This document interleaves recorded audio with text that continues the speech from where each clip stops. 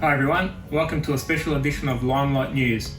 Just want to give you a quick update on how we're handling the current situation and some of the procedures we've put in place. As you can see, I'm here with all my friends in the office, taking social distancing to a new level. Let me show you how we're handling it in the factory.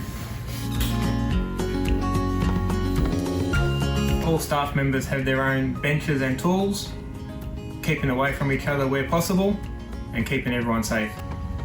We wouldn't be in the good position we are at the moment if it wasn't for the help of our local suppliers. That's why at LimeLite we use local manufacturers where possible. With all the measures in place, LimeLite production is still running at 100% and we're still supplying projects all around Australia. Just a big thank you to our national distributor network. They're doing a fantastic job in these challenging and unique times. Together, if we keep pushing Australian-made products, we'll come out better on the other side.